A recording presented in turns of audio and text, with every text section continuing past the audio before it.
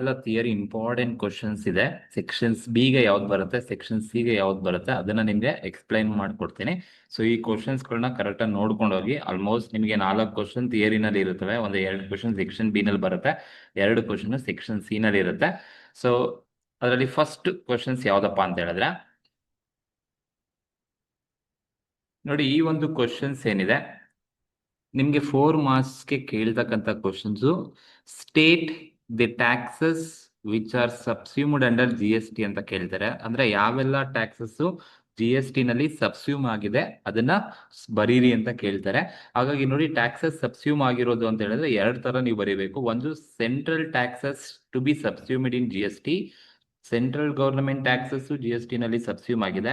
At the same time state government taxes is also subsumed in GST. State government taxes subsume ಆಗಿದೆ and central government ನ taxes subsume ಆಗಿದೆ.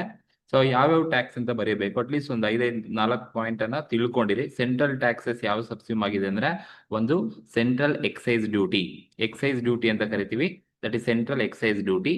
And additional excise duty, service tax, additional custom duty, special additional duty of custom, surcharge and cesses levied by central government. ಅಂದ್ರೆ central excise duty, central government taxes, additional excise duty ಆಗಿರ್ಬೋದು, service tax ಆಗಿರ್ಬೋದು, additional custom duty ಆಗಿರ್ಬೋದು, special additional duty. ಈ additional custom ಡ್ಯೂಟಿನ ನಾವು counter ವೆಲಿಂಗ್ duty ಅಂತ ಕರಿತೀವಿ, CVD ಅಂತ.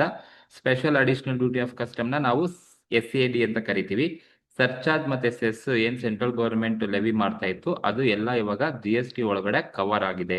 Subsume ಅಂದ್ರೆ ಯಾವೆಲ್ಲ ಹಿಂದೆ ಇದ್ದ ಟ್ಯಾಕ್ಸಸ್ GST ನಲ್ಲಿ ಕವರ್ ಆಗಿದೆ ಅದನ್ನ ನಾವು ಸಬ್ಸ್ಯೂಮ್ ಅಂತ ಕರಿತೀವಿ, ಕವರ್ಡ್ ಅಂತ ಕರಿತೀವಿ, ಅಥವಾ ಮರ್ಜ್ಡ್ ಅಂಡರ್ GST ಅಂತ ಕರಿತೀವಿ.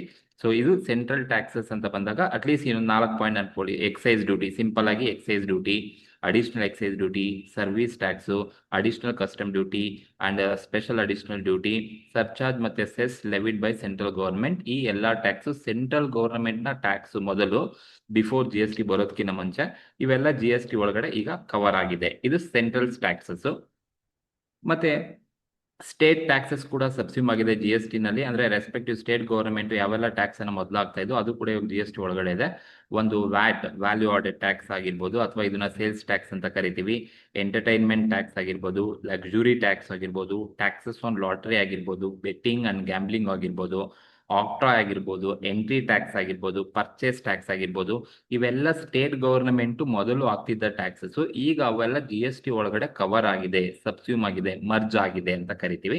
ಸೊ ಇಷ್ಟು ಪಾಯಿಂಟ್ಸ್ ಅನ್ನ ಬರೆದ್ರೆ ನಿಮ್ಗೆ 4 ಮಾರ್ಕ್ಸ್ ಈಸಿಯಾಗಿ ಸಿಗುತ್ತೆ. ಎಕ್ಸ್ಪ್ಲೇನ್ ಏನ್ ಮಾಡೋಗಿಲ್ಲ, ಜಸ್ಟ್ ಟ್ಯಾಕ್ಸಸ್ ಯಾವೆಲ್ಲ ಸಬ್ಸ್ಯೂಮ್ ಆಗಿದೆ ಅದನ್ನ ನೀವು ಬರಿಬೇಕಾಗುತ್ತೆ. ಸೊ ಇದು taxes which are subsumed under GST ಅಂತ ಕರಿತೀವಿ. ಇದು ಒಂದು ಕ್ವಶನ್ ಸೆಕ್ಷನ್ಸ್ ಬಿಗೆ ನಿಮ್ಗೆ ಬರ್ತಕ್ಕಂಥದ್ದು. And one of the most important questions GST ನಲ್ಲಿ ಅಂತ ಹೇಳಿದ್ರೆ ಈ ತರನೇ ಕೊಡ್ತಾರೆ. What is GST council? Explain the structure, functions and powers of GST council. GST council ಅಂದ್ರೆ ಏನು? GST ಕೌನ್ಸಿಲ್ ನ ಸ್ಟ್ರಕ್ಚರ್ ಅಥವಾ ಕಾಂಪೋಸಿಷನ್ಸ್ ಅಂತ ಕರಿತೀವಿ. ಫಂಕ್ಷನ್ಸ್ ಏನು, ಪವರ್ಸ್ ಆಫ್ GST ಕೌನ್ಸಿಲ್ ಏನು? You can expect this question for 12 marks in your section C ನಲ್ಲಿ. 12 marks ಆಗಿ ಖಂಡಿತವಾಗ್ಲೂ ನೀವು ಎಕ್ಸ್ಪೆಕ್ಟ್ ಮಾಡ್ಬೋದು. ಸೊ GST ಕೌನ್ಸಿಲ್ ಅಂದ್ರೆ ಏನು, ಮೀನಿಂಗ್ ಏನ್ ಹೇಳುತ್ತೆ GST ಕೌನ್ಸಿಲ್ ಅಂತ ಹೇಳಿದ್ರೆ ನೋಡಿ, GST council is governing body to regulate and direct each and every step for implementation of goods and service tax in the nation. That is nothing but GST council is only one governing body. ಅದು ಒಂದು governing body ಅಥವಾ regulatory body ಅಂತ ಕರಿತೀವಿ. Because of to regulate and direct each and every step for implementation of goods and service tax in the nations. ಅಂದ್ರೆ ನಮ್ಮ ಇಂಡಿಯಾದಲ್ಲಿ GST ಅನ್ನ proper ಆಗಿ ಇಂಪ್ಲಿಮೆಂಟೇಷನ್ಸ್ ಅನ್ನ ಮಾಡ್ಲಿಕ್ಕೆ, ಡೈರೆಕ್ಷನ್ಸ್ ಅನ್ನ ಕೊಡ್ಲಿಕ್ಕೆ, ರೆಗ್ಯುಲೇಟ್ ಮಾಡ್ಲಿಕ್ಕೆ ಇರ್ತಕ್ಕಂಥ ಒಂದೇ ಒಂದು regulatory body, statutory body, governing body ಯಾವ್ದಪ್ಪ ಅಂದ್ರೆ ನಾವು GST ಕೌನ್ಸಿಲ್ ಅಂತ ಕರಿತೀವಿ. ಹಾಗಾಗಿ GST ಕೌನ್ಸಿಲ್ ಅನ್ನೋದು ಒಂದು ಗವರ್ನಿಂಗ್ ಬಾಡಿ ಅಥವಾ ಸ್ಟ್ಯಾಟ್ಯೂಟರಿ ಬಾಡಿ ಅಂತ ಕರಿತೀವಿ. ಏನಕ್ಕೆ ಅಂದ್ರೆ ಬಿಕಾಸ್ ಟು ರೆಗ್ಯುಲೇಟ್ ಮಾಡಬೇಕು GST ಅನ್ನ, ಆಸ್ ವೆಲ್ ಆಸ್ ಡೈರೆಕ್ಷನ್ಸ್ ಅನ್ನ ಮಾಡಬೇಕಾಗುತ್ತೆ. ಪ್ರತಿಯೊಂದು ಸ್ಟೆಪ್ ಅಲ್ಲೂ GST ನ ಇಂಡಿಯಾದಲ್ಲಿ ಇಂಪ್ಲಿಮೆಂಟೇಷನ್ಸ್ ಅನ್ನ ಮಾಡ್ಬೇಕಾದ್ರೆ ಪ್ರತಿಯೊಂದು ಈಚ್ ಅಂಡ್ ಎವರಿ ಸ್ಟೆಪ್ಸ್ ಏನಿರುತ್ತೆ ಅದನ್ನ ಡೈರೆಕ್ಟ್ ಮಾಡಿ ರೆಗ್ಯುಲೇಷನ್ಸ್ ಅನ್ನ ಮಾಡಬೇಕಾಗುತ್ತೆ. So that is with the decision over tax rate ಬಗ್ಗೆ ಆಗಿರ್ಬೋದು, ಅಥವಾ any other implementations relating to GST ಸಂಬಂಧಪಟ್ಟ ಯಾವುದೇ ಇಂಪ್ಲಿಮೆಂಟೇಷನ್ಸ್ ಅನ್ನ ಮಾಡ್ತೀರಾ ಅಂದ್ರೆ ಸೊ ಅದಕ್ಕೆ ಸಂಬಂಧಪಟ್ಟಂತೆ ಸೊ ರೆಗ್ಯುಲೇಟ್ ಮತ್ತೆ ಡೈರೆಕ್ಷನ್ಸ್ ಅನ್ನ ಮಾಡ್ತಕ್ಕಂಥದ್ದೇ GST ಕೌನ್ಸಿಲ್ ಅಂತ ಕರಿತೀವಿ. So composition of GST council ಅಥವಾ ಸ್ಟ್ರಕ್ಚರ್ ಅಂತ ಕರಿತೀವಿ. ಸ್ಟ್ರಕ್ಚರ್ ಆಫ್ GST ಕೌನ್ಸಿಲ್ ಅಂದ್ರೂ ಅದೇ, ಕಾಂಪೋಸಿಷನ್ಸ್ ಅಂದ್ರೂ ಅದೇ. ಅಂದ್ರೆ GST ಕೌನ್ಸಿಲ್ ಅಲ್ಲಿ ಯಾರೆಲ್ಲ ಇರ್ತಾರೆ ಅಂತ ಬರಿಬೇಕಷ್ಟೇ. ಕೌನ್ಸಿಲ್ ಅಲ್ಲಿ ಯಾರೆಲ್ಲ ಇರ್ತಾರೆ ಅಂದ್ರೆ, ಸೊ ನೋಡಿ ಈ 3 ಪಾಯಿಂಟ್ ನ ಸಿಂಪಲ್ ಆಗಿ ತಿಳ್ಕೊಳ್ಳಿ. ಯೂನಿಯನ್ ಫಿನಾನ್ಸ್ ಮಿನಿಸ್ಟರ್ ಒಬ್ರು ಚೈರ್ ಪರ್ಸನ್ ಇರ್ತಾರೆ. ಆ ಚೈರ್ ಪರ್ಸನ್ ಯಾರಪ್ಪ ಅಂದ್ರೆ ಯೂನಿಯನ್ ಫಿನಾನ್ಸ್ ಮಿನಿಸ್ಟರ್ ಯಾರಿರ್ತಾರೆ ಅವರು ಚೈರ್ ಪರ್ಸನ್ ಆಗಿ ಆಕ್ಟ್ ಮಾಡ್ತಾರೆ. ಒಬ್ರು ಚೈರ್ ಪರ್ಸನ್ ಇರ್ತಾರೆ, ಇನ್ನೆಲ್ಲ ಮೆಂಬರ್ಸ್ ಇರ್ತಾರೆ. ಹಾಗಾಗಿ chair person union finance minister, ಯಾರು ಪ್ರೆಸೆಂಟ್ ಯೂನಿಯನ್ ಫಿನಾನ್ಸ್ ಮಿನಿಸ್ಟರ್ ಅಂದ್ರೆ ಕೇಂದ್ರದಲ್ಲಿ ಯಾರು ಹಣಕಾಸು ಸಚಿವರಾಗಿರ್ತಾರೆ ಅವರು ಚೈರ್ ಪರ್ಸನ್ ಆಗಿರ್ತಾರೆ. ಅದೇ ತರ union minister of state in charge of revenue and finance ಅಲ್ಲಿ ಯಾರಿರ್ತಾರೆ ಅಂದ್ರೆ ರಾಜ್ಯ ಖಾತೆ ಅಂತ ಏನ್ ಕರಿತೀವಿ, ಕೇಂದ್ರದಲ್ಲಿ. ಸೊ ಏನು ಯೂನಿಯನ್ ಮಿನಿಸ್ಟರ್ ಆಫ್ ಸ್ಟೇಟ್ ಅಂತ ಏನ್ ಕರಿತೀವಿ, ಅದು ರೆವಿನ್ಯೂ ಆಗಿರ್ಬೋದು ಅಥವಾ ಟ್ಯಾಕ್ಸಿಯೇಷನ್ಸ್ ಅಲ್ಲಿ ಆಗಿರ್ಬೋದು.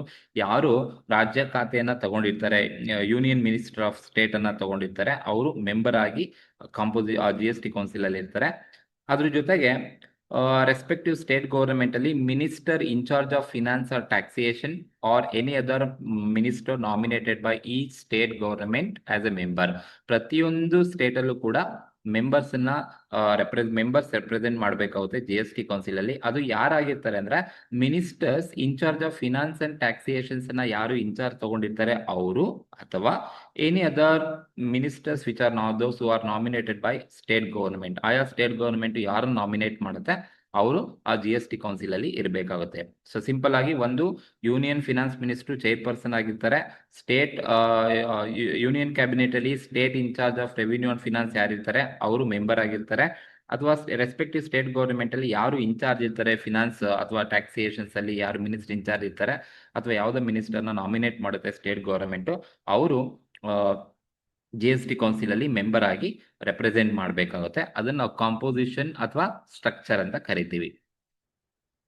And functions of GST council ಅಂದ್ರೆ GST ಕೌನ್ಸಿಲ್ ಏನ್ ಫಂಕ್ಷನ್ಸ್ ಅನ್ನ ಮಾಡುತ್ತೆ ಅಂತ ಹೇಳಿದ್ರೆ, ನೋಡಿ GST ಕೌನ್ಸಿಲ್ ಯಾವ್ದೆಲ್ಲ ಫಂಕ್ಷನ್ಸ್ ಅನ್ನ ತನ್ನ ಥ್ರೂಔಟ್ ಇಂಡಿಯಾ ಪ್ರೊವೈಡ್ ಮಾಡುತ್ತೆ ಅಂತ ಹೇಳಿದ್ರೆ, ಮೊದಲನೇ ಪಾಯಿಂಟ್ ಏನಂದ್ರೆ taxes, ಸೆಸಸ್ and surcharge levied by center, state and local bodies which may be subsumed under GST. ಅಂದ್ರೆ ಹಿಂದೆ GST ಬರೋದಕ್ಕಿಂತ ಮುಂಚೆ ಇದ್ದಂತಹ ಟ್ಯಾಕ್ಸಸ್ ಅಥವಾ ಸೆಸ್ ಅಥವಾ ಸರ್ಚಾರ್ಜ್ ಏನು ಇಂಪೋಸ್ ಮಾಡ್ತಾ ಇದ್ರು, ಸೆಂಟ್ರಲ್ ಗವರ್ಮೆಂಟ್ ಆಗಿರ್ಬೋದು, ಸ್ಟೇಟ್ ಗವರ್ಮೆಂಟ್ ಆಗಿರ್ಬೋದು ಅಥವಾ ಲೋಕಲ್ ಅಥಾರಿಟೀಸ್ ಆಗಿರ್ಬೋದು, ಆ ಒಂದು ಟ್ಯಾಕ್ಸಸ್, ಸೆಸಸ್ ಅಂಡ್ ಸರ್ಚಾರ್ಜ್ ಅನ್ನ which may be subsumed under GST, which may not be subsumed under GST. ಅಂದ್ರೆ ಯಾವೆಲ್ಲ ಟ್ಯಾಕ್ಸಸ್ ಅನ್ನ GST ಒಳಗಡೆ ಸಬ್ಸ್ಯೂಮ್ ಮಾಡಬೇಕು, ಯಾವೆಲ್ಲ ಟ್ಯಾಕ್ಸಸ್ ಅನ್ನ GST ಲಿ ಸಬ್ಸ್ಯೂಮ್ ಮಾಡೋದು ಬೇಡ ಅಂತ ಡಿಸಿಷನ್ಸ್ ಅನ್ನ ತಗೊಳ್ತಕ್ಕಂಥದ್ದು GST ಕೌನ್ಸಿಲ್ ಆಗಿರುತ್ತೆ. ಅದು ಕೂಡ ಒಂದು ಅವರ ಮೋಸ್ಟ್ ಇಂಪಾರ್ಟೆಂಟ್ ಫಂಕ್ಷನ್ಸ್ ಅಂತ ಕರಿತೀವಿ. ಸೆಕೆಂಡ್ ಒನ್ ಬಂದು goods and services which may be taxable or exempted from GST. ಅಂದ್ರೆ ನೋಡಿ, ನೀವು ಯಾವ್ದೆಲ್ಲ ಗೂಡ್ಸ್ ಟ್ಯಾಕ್ಸಬಲ್ ಇರುತ್ತೆ, ಯಾವ್ದೆಲ್ಲ ಸರ್ವಿಸಸ್ ಎಕ್ಸೆಂಪ್ಟ್ ಇರುತ್ತೆ, ಯಾವ್ದೆಲ್ಲ ಗೂಡ್ಸ್ ಎಕ್ಸೆಂಪ್ಟ್ ಇದೆ, ಯಾವ ಸರ್ವಿಸ್ ಟ್ಯಾಕ್ಸಬಲ್ ಇದೆ ಅಂತ ಯಾರು ಡಿಸಿಷನ್ಸ್ ಅನ್ನ ತಗೊಳ್ಳೋದು, ಡಿಸೈಡ್ ಮಾಡೋದು ಯಾರು ಅಂತ ಹೇಳಿದ್ರೆ GST ಕೌನ್ಸಿಲ್ ಅವರೇ ಡಿಸೈಡ್ ಮಾಡೋದು. ಹಾಗಾಗಿ goods and services which may be taxable under GST or which may be exempted from GST. GST ನಲ್ಲಿ ಕೆಲವೊಂದು ಗೂಡ್ಸ್ ನ ಟ್ಯಾಕ್ಸಬಲ್ ಅಂತನಾದ್ರೂ ಮಾಡ್ಬೋದು, ಎಕ್ಸೆಂಪ್ಟ್ ಅಂತಾನು ಮಾಡ್ಬೋದು. ಹಾಗಾಗಿ ಆ ಗೂಡ್ಸ್ ಅಂಡ್ ಸರ್ವಿಸ್ ಏನ್ ಟ್ಯಾಕ್ಸಬಲ್ ಅಥವಾ ಎಕ್ಸೆಂಪ್ಟ್ ಇರುತ್ತೆ ಅದನ್ನ ಡಿಸೈಡ್ ಮಾಡೋದು ಕೂಡ GST ಕೌನ್ಸಿಲ್ ಅವ್ರದೇ ಕೆಲಸ ಆಗಿರುತ್ತೆ. ಹಾಗಾಗಿ ಅದು ಕೂಡ ಒಂದು ಅವರ ಇಂಪಾರ್ಟೆಂಟ್ ಫಂಕ್ಷನ್ಸ್ ಆಗಿರುತ್ತೆ. And special provisions with respect to north eastern state. ನೋಡಿ, ನಾರ್ತ್ ಈಸ್ಟರ್ನ್ ಸ್ಟೇಟ್ಗೆ ಸ್ಪೆಷಲ್ ಪ್ರಾವಿಷನ್ಸ್ ಅನ್ನ ಕೊಟ್ಟಿದ್ದಾರೆ ಫಾರ್ ರಿಜಿಸ್ಟ್ರೇಷನ್ ಅಂಡರ್ GST ನಲ್ಲಿ. ನಾರ್ತ್ ಈಸ್ಟರ್ನ್ ಸ್ಟೇಟ್ ಅಂದ್ರೆ ಲೈಕ್ ಮಿಜೋರಾಂ, ಮಣಿಪುರ್, ಮೇಘಾಲಯ, ಸಿಕ್ಕಿಂ, ಅರುಣಾಚಲ್ ಪ್ರದೇಶ್, ಇವಕ್ಕೆ ನಾರ್ತ್ ಈಸ್ಟರ್ನ್ ಸ್ಟೇಟ್ಗೆ ಸ್ಪೆಷಲ್ ಪ್ರಾವಿಷನ್ಸ್ ಅನ್ನ ಪ್ರೊವೈಡ್ ಮಾಡ್ತಕ್ಕಂಥದ್ದು ಕೂಡ ಸೊ GST ಕೌನ್ಸಿಲ್ ನ ಕೆಲಸ ಆಗಿರುತ್ತೆ. And the threshold limit of turnover below which goods and service may be exempted from GST. ನೋಡಿ, ಯಾರು GST ನಲ್ಲಿ ರಿಜಿಸ್ಟ್ರೇಷನ್ಸ್ ಅನ್ನ ಮಾಡ್ಕೋಬೇಕಾದ್ರೆ ಯಾರ ಒಂದು annual turnover threshold limit ಅಂದ್ರೆ ಆನ್ಯುವಲ್ ಟರ್ನ್ ಓವರ್ ಗಿನ್ನ ಥ್ರೆಶೋಲ್ಡ್ ಲಿಮಿಟ್ ಗಿನ್ನ ಬಿಲೋ ಇದ್ದಾರೆ ಅವರು GST ಗಿಂದ ಎಕ್ಸೆಂಪ್ಟ್ ಇರ್ರಿ ಅಂತ ಹೇಳ್ತಾರೆ. ಸೊ ಥ್ರೆಶೋಲ್ಡ್ ಲಿಮಿಟ್ ಗಿನ್ನ ಜಾಸ್ತಿ ಇದ್ದಾರೆ ಅಂತ ಹೇಳಿದ್ರೆ ಅವರು ಟ್ಯಾಕ್ಸಬಲ್ ಆಗ್ತಾರೆ, GST ನಲ್ಲಿ ರಿಜಿಸ್ಟ್ರೇಷನ್ಸ್ ಅನ್ನ ಮಾಡ್ಕೋಬೇಕು. ಆ ಥ್ರೆಶೋಲ್ಡ್ ಲಿಮಿಟ್ ಅನ್ನ ಫಿಕ್ಸ್ ಮಾಡೋದು ಯಾರು, GST ಕೌನ್ಸಿಲ್ ಆಗಿರುತ್ತೆ. ಆ ಥ್ರೆಶೋಲ್ಡ್ ಲಿಮಿಟಿನ ಕೆಳಗಡೆ ಇದ್ರೆ ಅವ್ರು ಎಕ್ಸೆಂಪ್ಟ್ ಆಗ್ತಾರೆ, ಥ್ರೆಶೋಲ್ಡ್ ಲಿಮಿಟ್ಗಿನ ಮೇಲೆ ಇದ್ರೆ ಅವರು GST ನಲ್ಲಿ ರಿಜಿಸ್ಟ್ರೇಷನ್ ಮಾಡ್ಕೋಬೇಕು. ಆ ತರದ ಒಂದು ಕೆಲಸವನ್ನ ಮಾಡ್ತಕ್ಕಂಥದ್ದು GST council. And apportionment of IGST between centre and state ಅಂತ ಕರಿತೀವಿ. ಅಂದ್ರೆ ಏನು IGST ಇಂದ ನಾವು ಸೆಂಟ್ರಲ್ ಗೌರ್ಮೆಂಟ್ಗೆ ಟ್ಯಾಕ್ಸ್ ಕೊಡ್ತೀವಿ, ಅದು ಸೆಂಟ್ರಲ್ ಗೌರ್ಮೆಂಟ್ ರೆಸ್ಪೆಕ್ಟಿವ್ ಸ್ಟೇಟ್ ಗೌರ್ಮೆಂಟ್ಗೆ ರಿಟರ್ನ್ ಮಾಡಬೇಕಾಗತ್ತೆ. ಅದನ್ನ ಡಿಸೈಡ್ ಮಾಡ್ತಕ್ಕಂಥದ್ದು ಕೂಡ GST ಕೌನ್ಸಿಲ್ ಆಗಿರುತ್ತೆ.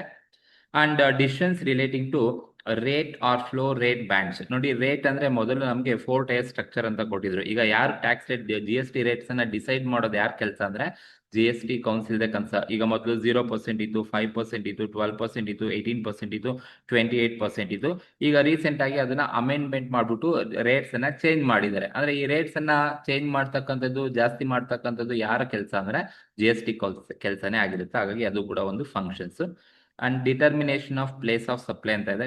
Determination of place of supply ಅಂದ್ರೆ ಸೊ ಇಂಟ್ರಾ ಇಂಟರ್ ಸ್ಟೇಟ್ ನ ಐಡೆಂಟಿಫೈ ಮಾಡಬೇಕು ಅಂದ್ರೆ ಪ್ಲೇಸ್ ಆಫ್ ಸಪ್ಲೈನೇ ಗೊತ್ತಾಗಬೇಕು. ಅಂದ್ರೆ ಲೊಕೇಶನ್ ಆಫ್ ದಿ ಸಪ್ಲೈಯರ್ ಎಲ್ಲಿದ್ದಾನೆ, ಸೆಲ್ಲರ್ ಪ್ಲೇಸ್ ಯಾವುದು, ಬಯರ್ ಪ್ಲೇಸ್ ಯಾವುದು, ಒಂದೇ ಸ್ಟೇಟ್ ಅಲ್ಲಿ ಇದ್ರೆ ಅವನ್ನ ಇಂಟ್ರಾ ಸ್ಟೇಟ್ ಅಂತ ಕರೀರಿ. ಅವಾಗ ನೀವು CGST SGST ಕೊಡಿ ಅಂತ ಹೇಳುತ್ತೆ. ಅಂಡ್ ಸೆಲ್ಲರ್ ಒಂದ್ ಸ್ಟೇಟ್ ಅಲ್ಲಿ ಇದ್ದಾನೆ, ಬಯರ್ ಒಂದ್ ಸ್ಟೇಟ್ ಅಲ್ಲಿ ಇದ್ದಾನೆ, ಅದನ್ನ ಇಂಟರ್ ಸ್ಟೇಟ್ ಅಂತ ಕರೀರಿ, IGST ಕೊಡಿ ಅಂತ ಹೇಳುತ್ತೆ. ಹಾಗಾಗಿ ಅದು ಇಂಟರ್ ಅಂತ ಕಂಡುಹಿಡಿಬೇಕು ಅಂತ ಹೇಳಿದಾಗ ಪ್ಲೇಸ್ ಆಫ್ ಸಪ್ಲೈನ ನೀವು ಯಾವ ತರ ಡಿಟರ್ಮೈನ್ ಮಾಡಬೇಕು ಅನ್ನೋದನ್ನ ಡಿಸೈಡ್ ಮಾಡೋದು ಕೂಡ GST ಕೌನ್ಸಿಲೇ ಆಗಿರುತ್ತೆ. And threshold limit of turn over below which is exempt, GST is exempt. ಅಂದ್ರೆ ಯಾರು ಥ್ರೆಶೋಲ್ಡ್ ಲಿಮಿಟ್ ಕಿಂತ ಕಡಿಮೆ ಇದ್ದಾರೆ ಅವರು GST ಇಂದ ಎಕ್ಸಮ್ಟ್ ಇದೆ ಅಂತ ಹೇಳುತ್ತೆ. And GST also introduced a model of CGST, SGST, UTGST and IGST legislation model ಅನ್ನ ಇಂಟ್ರೊಡ್ಯೂಸ್ ಮಾಡಿದೆ. ಸೊ CGST ಅಂದ್ರೆ central goods and service tax, state goods and service tax, union territory goods and service tax and integrated goods and service tax ಅನ್ನೋ model ಅನ್ನ introduce ಮಾಡಿದೆ. So ನೀವಿಷ್ಟು point ಅನ್ನ functions ಆಗಿ ಬರೆದ್ರೆ ಸಾಕಾಗುತ್ತೆ. ಈ ಫಂಕ್ಷನ್ಸ್ ಜೊತೆಗೆ ಕೆಲವೊಂದು ಪವರ್ಸ್ ಅನ್ನು ಕೂಡ ಕೇಳ್ತಾರೆ. ಅಂದ್ರೆ GST ಕೌನ್ಸಿಲ್ಗೆ ಏನ್ ಪವರ್ಸ್ ಇರುತ್ತಪ್ಪ ಅಂದ್ರೆ ಅಪಾಯಿಂಟ್ಮೆಂಟ್ ಆಫ್ GST ಆಫೀಸರ್ಸ್ ನ ಅಪಾಯಿಂಟ್ಮೆಂಟ್ ಮಾಡ್ಕೊಳ್ತಕ್ಕಂಥ ಪವರ್ GST ಕೌನ್ಸಿಲ್ಗೆ ಇರುತ್ತೆ. And GST council it has a power of inspections ಅನ್ನ ಮಾಡಬಹುದು, ಸರ್ಚ್ ಮಾಡಬಹುದು, ಸೀಸ್ ಮಾಡಬಹುದು if it is found any guilty or offence in the business premises. And GST council has a power to arrest any persons if the person committed to offence ಗೆ commit ಆಗಿದ್ದಾನೆ ಅಂತ ಹೇಳಿದ್ರೆ ಅವ್ರನ್ನ arrest ಮಾಡ್ತಕ್ಕಂಥ powers ಇದೆ. And power to summons person to give evidence and produce documents ಅನ್ನ produce ಮಾಡಿ evidence ಅನ್ನ ಕೊಡಿ ಅಂತ ಹೇಳ್ಬಿಟ್ಟು ಸಮ್ಮನ್ಸ್ ಅನ್ನ ಇಶ್ಯೂ ಮಾಡ್ತಕ್ಕಂಥ ಪವರ್ GST ಕೌನ್ಸಿಲ್ ಇದೆ. And GST council has a power to access to business premises at any point of time. ಯಾವಾಗ ಬೇಕಾದ್ರೂ GST ಕೌನ್ಸಿಲ್ ಯಾವುದೇ ಒಂದು ಬಿಸ್ನೆಸ್ ಪ್ರಿಮೈಸಸ್ ಅನ್ನ, ಬುಕ್ಸ್ ಆಫ್ ಅಕೌಂಟ್ಸ್ ಅನ್ನ, ಕಂಪ್ಯೂಟರ್ ಸಾಫ್ಟ್ವೇರ್ಸ್ ಅನ್ನ ಆಕ್ಸೆಸ್ ಮಾಡ್ತಕ್ಕಂಥದ್ದು, ಇನ್ಸ್ಪೆಕ್ಷನ್ಸ್ ಅನ್ನ ಮಾಡ್ತಕ್ಕಂಥದ್ದು, ಸರ್ಚ್ ಮಾಡ್ತಕ್ಕಂಥ ರೈಟ್ಸ್ ಅಥವಾ ಪವರ್ GST ಕೌನ್ಸಿಲ್ಗೆ ಇರುತ್ತೆ. And GST council is also have power to collect the statistics ಅನ್ನ ಕಲೆಕ್ಟ್ ಮಾಡ್ಕೊಳ್ತಕ್ಕಂಥ ಪವರ್ಸ್ ಇದೆ ರಿಲೇಟಿಂಗ್ ಟು GST ಫೈಲಿಂಗ್ಸ್ ಆಗಿರ್ಬೋದು, ರಿಟರ್ನ್ಸ್ ಆಗಿರ್ಬೋದು ಅಥವಾ GST ಪೇಮೆಂಟ್ ಆಗಿರ್ಬೋದು, ಅದಕ್ಕೆ ಸಂಬಂಧಪಟ್ಟಂತ ಪವರ್ಸ್ ಇದೆ. And general powers to make regulation. ಅಂದ್ರೆ GST ಕೌನ್ಸಿಲ್ಗೆ ತನ್ನದೇ ಆದ ಜನರಲ್ ಪವರ್ಸ್ ಇದೆ to make rules and regulations relating to GST ಗೆ ಸಂಬಂಧಪಟ್ಟ ರೂಲ್ಸ್ ಅಂಡ್ ರೆಗ್ಯುಲೇಷನ್ಸ್ ಅನ್ನ ಮಾಡ್ಲಿಕ್ಕೆ ಅವ್ರಿಗೆ ಇರ್ತಕ್ಕಂಥ ಒಂದು ಜನರಲ್ ಪವರ್. ಸೊ ಇದನ್ನ ನಾವು ಜನರಲ್ ಪವರ್ಸ್ ಅಂತ ಕರಿತೀವಿ. ಸೊ ನೀವು GST ಕೌನ್ಸಿಲ್ ಬಗ್ಗೆ 100% ಕ್ವಶನ್ಸ್ ಇದ್ದೇ ಇರುತ್ತೆ ಈ ಸಲ ಮಾತ್ರ. ಸೊ GST ಕೌನ್ಸಿಲ್ ನ ಕರೆಕ್ಟ್ ಆಗಿ ನೋಡ್ಕೊಳ್ಳಿ. ಸೊ ಒಂದು ಕ್ವಶನ್ಸ್ ನಿಮ್ಗೆ GST ಕೌನ್ಸಿಲ್ ಇಂದ ಇರುತ್ತೆ. ಸೊ ಹಾಗಾಗಿ GST ಕೌನ್ಸಿಲ್ ಮೀನಿಂಗ್ ಬರಿಬೇಕು, ಕಾಂಪೋಸಿಷನ್ ಬರಿಬೇಕು, ಫಂಕ್ಷನ್ಸ್ ಬರಿಬೇಕು, ಪವರ್ಸ್ ಬರಿಬೇಕು. ಇಷ್ಟು ಮಾಡಿದ್ರೆ ನಿಮಗೆ ಸೆಕ್ಷನ್ ಸಿ ನಲ್ಲಿ 12 ಮಾರ್ಕ್ಸ್ ಸಿಗುತ್ತೆ. ಇದು GST ಕೌನ್ಸಿಲ್. ನೆಕ್ಸ್ಟ್ ಕ್ವಶನ್ ನೋಡಿ, ನೆಕ್ಸ್ಟ್ ಕ್ವಶನ್ ಏನಪ್ಪಾ ಇರುತ್ತೆ ಅಂದ್ರೆ ಈ ಕ್ವಶನ್ ಕೂಡ ನಿಮಗೆ 12 ಮಾರ್ಕ್ಸ್ ಕೇಳ್ತಾರೆ. Persons liable for registration under GST and not liable for registration under GST ಅಂತ ಕೇಳ್ತಾರೆ. ಅಂದ್ರೆ ಯಾರು GST ನಲ್ಲಿ ರಿಜಿಸ್ಟ್ರೇಷನ್ ಮಾಡ್ಕೊಳ್ಳೋಕೆ ಲಯಬಲ್ ಇದ್ದಾರೆ, ಯಾರು GST ನಲ್ಲಿ ರಿಜಿಸ್ಟ್ರೇಷನ್ ಮಾಡ್ಕೊಳ್ಳೋಕೆ ಅವಶ್ಯಕತೆ ಇಲ್ಲ, ನಾಟ್ ಲಯಬಲ್ ಅಂತ ಕೇಳ್ತಾರೆ. ಜಸ್ಟ್ ಒಂದು 7-8 ಪಾಯಿಂಟ್ ಅನ್ನು ನೀವು ನೆನಪಲ್ಲಿ ಇಟ್ಕೊಂಡಿರಿ. 12 ಮಾರ್ಕ್ಸ್ ಕೇಳ್ತಾರೆ. ಈ ತರ ಪಾಯಿಂಟ್ಸ್ ಬರೆದ್ರೆ ಸಾಕು, ನಿಮ್ಗೆ ಮಾರ್ಕ್ಸ್ 12 ಮಾರ್ಕ್ಸ್ ಕೊಡ್ತಾರೆ. ನೋಡಿ, ಯಾರು ರಿಜಿಸ್ಟ್ರೇಷನ್ ಮಾಡ್ಕೋಬೇಕು ಅಂತ ಹೇಳಿದ್ರೆ any business whose turnover in a financial year exceed 40 lakhs, rupees 20 lakh is for north eastern state. ಅಂದ್ರೆ ಯಾವ ಒಂದು ಬಿಸ್ನೆಸ್ ನ ಆನ್ಯುಯಲ್ ಟರ್ನ್ ಓವರ್ ಆ ಒಂದು ಫಿನಾನ್ಷಿಯಲ್ ಇಯರ್ ಅಲ್ಲಿ 40 ಲಕ್ಷಕ್ಕಿಂತ ಜಾಸ್ತಿ ಹೋಗುತ್ತೆ, ಅಥವಾ ನಾರ್ತ್ ಈಸ್ಟರ್ನ್ ಸ್ಟೇಟ್ ಆದ್ರೆ 20 ಲ್ಯಾಕ್ ಗಿನ್ನ ಜಾಸ್ತಿ ಹೋಗುತ್ತೆ. ಆಗ್ಲೇ ಹೇಳಿದ್ನಲ್ಲ, ಲೈಕ್ ಮಿಜೋರಾಂ, ಮಣಿಪುರ್, ಮೇಘಾಲಯ, ಅಲ್ಲಿ 20 ಲ್ಯಾಕ್ ಗಿನ್ನ ಜಾಸ್ತಿ ಹೋಗುತ್ತೆ. ಅವರು ಸೊ ಕಂಪಲ್ಸರಿ ಆಗಿ GST ನಲ್ಲಿ ರಿಜಿಸ್ಟ್ರೇಷನ್ಸ್ ಅನ್ನ ಮಾಡ್ಕೊಂಡ್ಲೇಬೇಕಾಗುತ್ತೆ. ಯಾವುದೇ ಬಿಸ್ನೆಸ್ ನ annual turnover 40 lakhs or 20 lakh for north eastern state ಅಲ್ಲಿ ಜಾಸ್ತಿ ಹೋಗುತ್ತೆ, ಅವರು ಕಂಪಲ್ಸರಿ GST ನಲ್ಲಿ ರಿಜಿಸ್ಟ್ರೇಷನ್ ಮಾಡ್ಕೊಳ್ಳಿ ಅಂತ ಹೇಳುತ್ತೆ. ಅಂಡ್ ಸೆಕೆಂಡ್ ಪಾಯಿಂಟ್ ಬಂದು every person who is registered under earlier tax law, ಅಂದ್ರೆ ಯಾವುದೇ ಒಬ್ಬ ವ್ಯಕ್ತಿ, ಪರ್ಸನ್ ಅಂದ್ರೆ ಬಿಸ್ನೆಸ್, ಇಂಡಿವಿಜುವಲ್ ಆಗಿರ್ಬೋದು, ಕಂಪನಿ ಆಗಿರ್ಬೋದು, HUF ಆಗಿರ್ಬೋದು, ಫರ್ಮ್ ಆಗಿರ್ಬೋದು, ಅಂಡ್ ಎನಿ ಅದರ್ ಆಗಿರ್ಬೋದು, ಅವನ್ನ ನಾವು ಪರ್ಸನ್ ಅಂತ ಕರಿತೀವಿ. Every person who is registered under earlier tax law need to be registered under GST. ಅಂದ್ರೆ GST ಬರೋದಕ್ಕಿಂತ ಮುಂಚೆ ಇದ್ದಂತಹ ಟ್ಯಾಕ್ಸ್ ಸಿಸ್ಟಮ್ಸ್ ಅಲ್ಲಿ, ಅಂದ್ರೆ ಸರ್ವಿಸ್ ಟ್ಯಾಕ್ಸ್ ಅಲ್ಲೋ, ವ್ಯಾಲ್ಯೂ ಆಡೆಡ್ ಟ್ಯಾಕ್ಸ್ ಅಲ್ಲೋ, ಎಕ್ಸೈಸ್ ಡ್ಯೂಟಿನಲ್ಲೋ ನೀನ್ ರಿಜಿಸ್ಟರ್ ಮಾಡ್ಕೊಂಡು ನೀನ್ ಆಲ್ರೆಡಿ ಟ್ಯಾಕ್ಸ್ ಅನ್ನ ಮೊದಲೇ ನೀನ್ ಕೊಡ್ತಾ ಇದ್ದೆ, GST ಬರೋದಕ್ಕೆ ಮುಂಚೆ ನೀನ್ ಟ್ಯಾಕ್ಸ್ ಅನ್ನ ಕೊಡ್ತಾ ಇದ್ದೆ ಅಂದ್ರೆ, ಸೊ ಆ ವ್ಯಕ್ತಿಗಳು GST ನಲ್ಲಿ ರಿಜಿಸ್ಟ್ರೇಷನ್ಸ್ ಅನ್ನ ಮಾಡ್ಕೋಬೇಕು ಅಂತ ಹೇಳುತ್ತೆ. ಅದೇ every person those who are registered under earlier tax they are liable to register under new GST regime ನಲ್ಲಿ ಅವರು ರಿಜಿಸ್ಟರ್ ಮಾಡ್ಕೋಬೇಕು. And taxable person carrying interstate supply, ಅಂದ್ರೆ ಯಾರು ಇಂಟರ್ ಸ್ಟೇಟ್ ಸಪ್ಲೈನ ಟ್ಯಾಕ್ಸಬಲ್ ಪರ್ಸನ್ ಅಂದ್ರೆ the person one who supply goods and services which are taxable under GST, taxable person ಅಂತ ಕರಿತೀವಿ. ಅವರು ಇಂಟರ್ ಸ್ಟೇಟ್ ಸಪ್ಲೈ ಮಾಡ್ತಾ ಇದ್ದಾರೆ ಅಂತ ಹೇಳಿದ್ರೆ ಅವರು GST ನಲ್ಲಿ ರಿಜಿಸ್ಟ್ರೇಷನ್ ಮಾಡ್ಕೋಬೇಕು. And casual taxable person is also liable to register under GST. Casual taxable person ಅಂದ್ರೆ ಅಕೇಶನ್ ಅಥವಾ ಸೀಸನ್ ವೈಸ್ ಬಿಸ್ನೆಸ್ ಅನ್ನ ಯಾರು ಮಾಡ್ತಾರೆ ಅವರು GST ನಲ್ಲಿ ರಿಜಿಸ್ಟ್ರೇಷನ್ಸ್ ಅನ್ನ ಮಾಡ್ಕೋಬೇಕು. ನಾನ್ ರೆಸಿಡೆಂಟ್ ಟ್ಯಾಕ್ಸಬಲ್ ಪರ್ಸನ್ ಅಂತ ಹೇಳಿದ್ರೆ is a resident of outside the India but undertaking business in India through physically or electronically or by principal or agent ಮುಖಾಂತರ ಅವನು ಅಂಡರ್ಟೇಕ್ ಮಾಡಿದ್ದಾನೆ ಅಂದ್ರೆ ಅವನು ನಾನ್ ರೆಸಿಡೆಂಟ್ ಟ್ಯಾಕ್ಸಬಲ್ ಪರ್ಸನ್ ಅಂತ ಕರಿತೀವಿ. ಅವರು GST ನಲ್ಲಿ ರಿಜಿಸ್ಟ್ರೇಷನ್ಸ್ ಅನ್ನ ಮಾಡ್ಕೋಬೇಕಾಗುತ್ತೆ.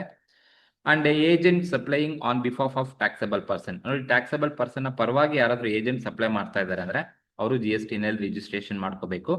And those dealers who are paying tax under reverse charge mechanism ಅಲ್ಲಿ ಯಾರು ಟ್ಯಾಕ್ಸ್ ಅನ್ನ ಪೇಮೆಂಟ್ ಮಾಡ್ತಾರೆ, ಅಂದ್ರೆ ಯಾರು ಫೈನಲ್ ಕನ್ಸ್ಯೂಮರ್ ಇಂದ ಟ್ಯಾಕ್ಸ್ ಅನ್ನ ಕಲೆಕ್ಟ್ ಮಾಡ್ಕೊಳ್ತಾರೆ ಅವರು ಕಂಪಲ್ಸರಿ GST ನಲ್ಲಿ ರಿಜಿಸ್ಟ್ರೇಷನ್ಸ್ ಅನ್ನ ಮಾಡ್ಕೋಬೇಕು ಅಂತ ಹೇಳುತ್ತೆ.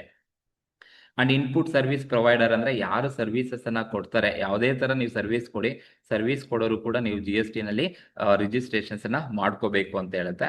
And sellers on commerce platform ಆಗಿರ್ಬೋದು ಅಥವಾ person who supply through commerce aggregator ಮುಖಾಂತರ ಯಾರು ಗೂಡ್ಸ್ ಅಥವಾ ಸರ್ವಿಸ್ ನ ನೀವು ಸಪ್ಲೈ ಮಾಡ್ತೀರಾ ಇವರೆಲ್ಲರೂ ಕೂಡ ಲಯಬಲ್, ಕಂಪಲ್ಸರಿ ಆಗಿ ಇವರು GST ನಲ್ಲಿ ರಿಜಿಸ್ಟ್ರೇಷನ್ಸ್ ಅನ್ನ ಮಾಡ್ಕೋಬೇಕು ಅಂತ ಹೇಳುತ್ತೆ. ಸೊ ನೀವಿಷ್ಟು ಪಾಯಿಂಟ್ಸ್ ಅನ್ನ ಬರೆದ್ರೆ ಸಾಕು, ನಿಮ್ಗೆ ಪರ್ಸನ್ ಲಯಬಲ್ ಮಾತ್ರ ಇದು. ಸೊ ನಿಮ್ಗೆ ಇದಕ್ಕೆ 8 ಮಾರ್ಕ್ಸ್ ಅನ್ನ ಕೊಡ್ತಾರೆ ಲಯಬಲ್ ಮಾಡಿದ್ರೆ. ಅಂಡ್ ನಾಟ್ ಲಯಬಲ್ ಅನ್ನ ಬರೆದ್ರೆ ನಿಮ್ಗೆ 4 ಮಾರ್ಕ್ಸ್ ಕೊಡ್ತಾರೆ. Person not liable for registration or persons are exempted from GST registrations ಅಂತ ಕೇಳಿದ್ರೆ ನೋಡಿ, ಯಾರು GST ಇಂದ ರಿಜಿಸ್ಟರ್ ಮಾಡ್ಕೊಳ್ಳೋಂಗಿಲ್ಲ ಅಂದ್ರೆ individuals who fall under GST exemption limit. ನಾನಾಗ್ಲೇ ಹೇಳಿದೆ 20 ಲಕ್ಷ ಅಥವಾ 40 ಲಕ್ಷಕ್ಕಿಂತ ಜಾಸ್ತಿ ಇದ್ರೆ ನೀವು ರಿಜಿಸ್ಟರ್ ಮಾಡ್ಕೊಳ್ಳಿ. ಬಿಲೋ ಇದ್ದೀರಂದ್ರೆ ನೀವು ಎಕ್ಸಂಪ್ಟ್ ಇದ್ದೀರಾ, ರಿಜಿಸ್ಟರ್ ಮಾಡ್ಕೊಳ್ಳೋ ಅವಶ್ಯಕತೆ ಇಲ್ಲ.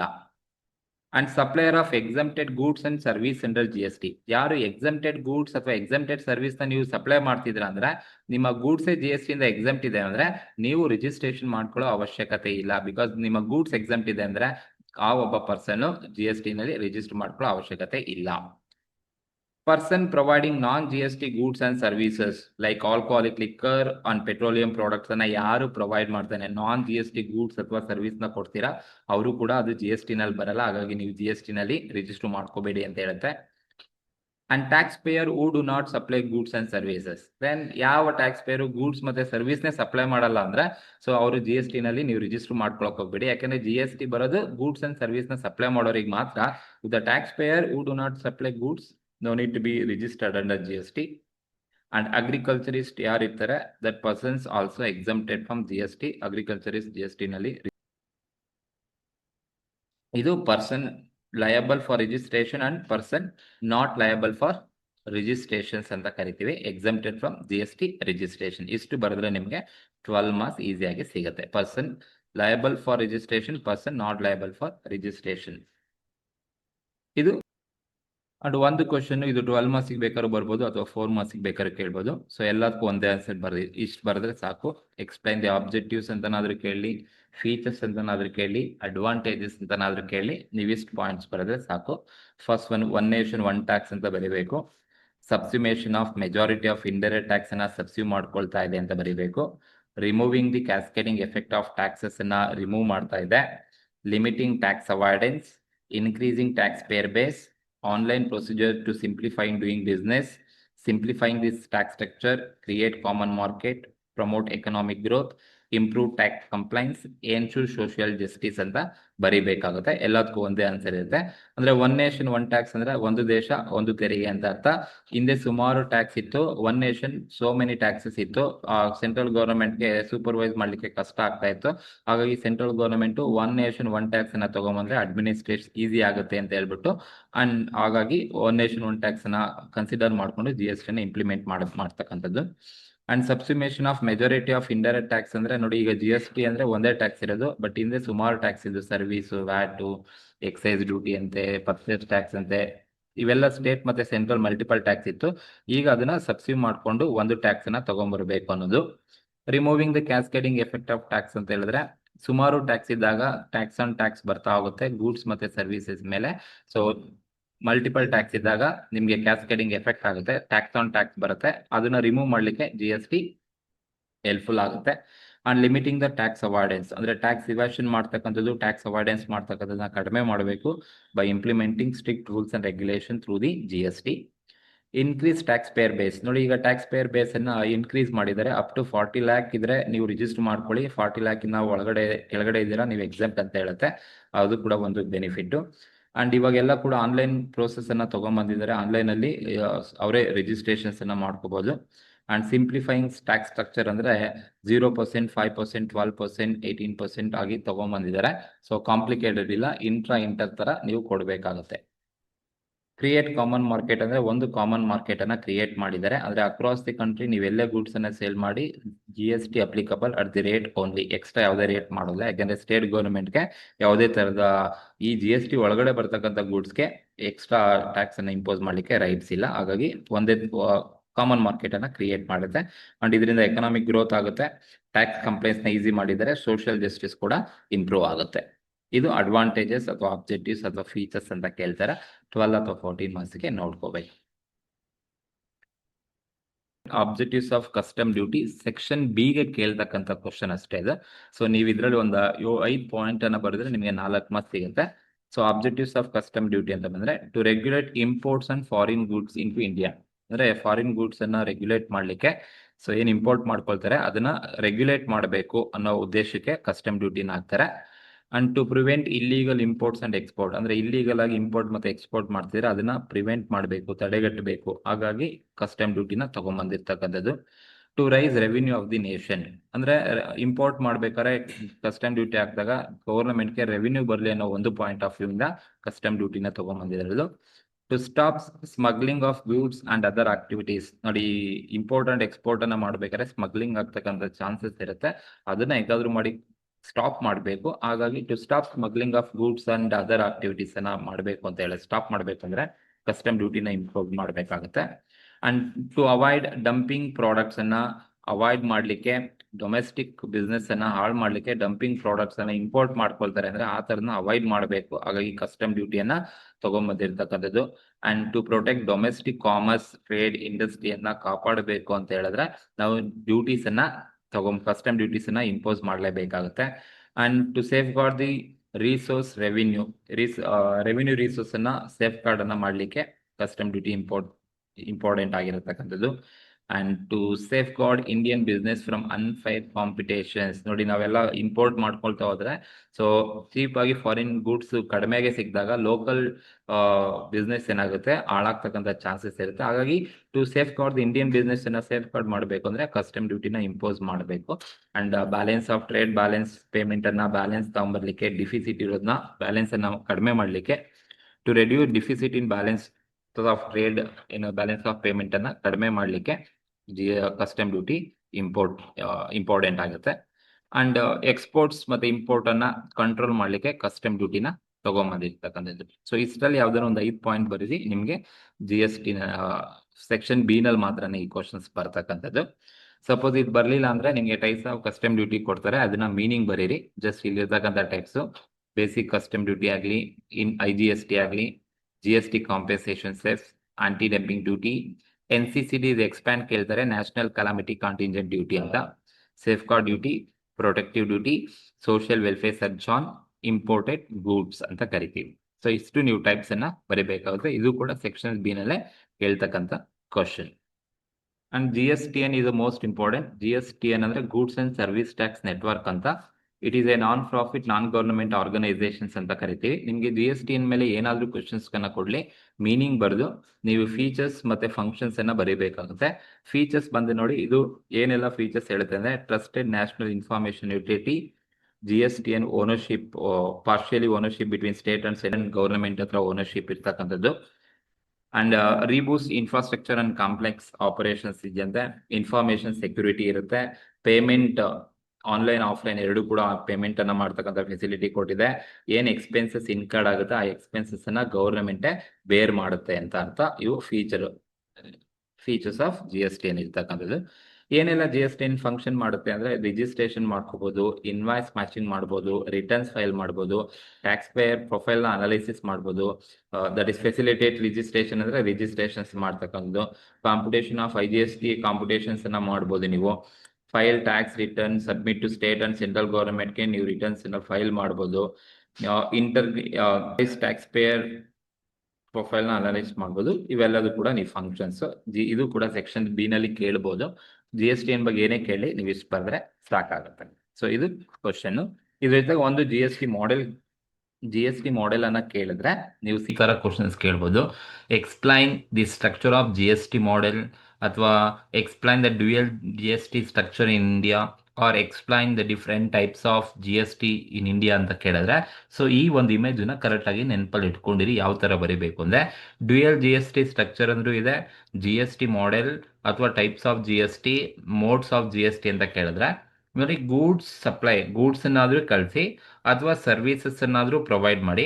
ಸೊ ಆ ಗೂಡ್ಸ್ ಆರ್ ಸರ್ವಿಸಸ್ ನೀವೇನ್ ಸಪ್ಲೈ ಮಾಡ್ತೀರಾ, ಇಂಟ್ರಾ ಸ್ಟೇಟ್ ಅಂದ್ರೆ ವಿತ್ ಇನ್ ದಿ ಸ್ಟೇಟ್ ನೀವು ಸಪ್ಲೈ ಮಾಡಿದ್ರೆ ನೀವು CGST ಅಂಡ್ SGST ನ ಕೊಡಬೇಕು. CGST central GST, SGST state GST. ಯಾವಾಗಾದ್ರೆ ಇಂಟ್ರಾ ಸ್ಟೇಟ್ ಅಂದ್ರೆ ವಿತ್ ಇನ್ ದಿ ಸ್ಟೇಟ್ ನೀವು ಸಪ್ಲೈ ಮಾಡಿದ್ರೆ CGST SGST ಕೊಡಬೇಕಾಗುತ್ತೆ.